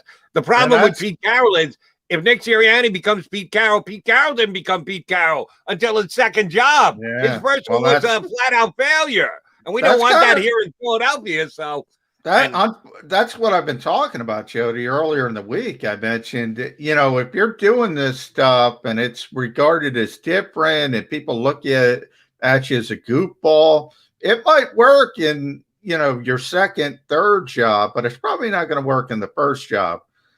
That's the concern you have with Nick Sirianni in Philadelphia. And we'll see how it all shakes out. But I love the stories about Jim Fossil and Washington and Dan Snyder. I mean, that's awesome stuff from Gary Myers. But that's what we do here at Birds 365. Yeah, we get great storytellers to come on and give us a helping hand with that. All right, we don't do this often, but one of the things I know we would have gotten into today, if I had been here for the start of the show, again, my bad. We talk a little marijuana tomorrow? Can we talk a little marijuana?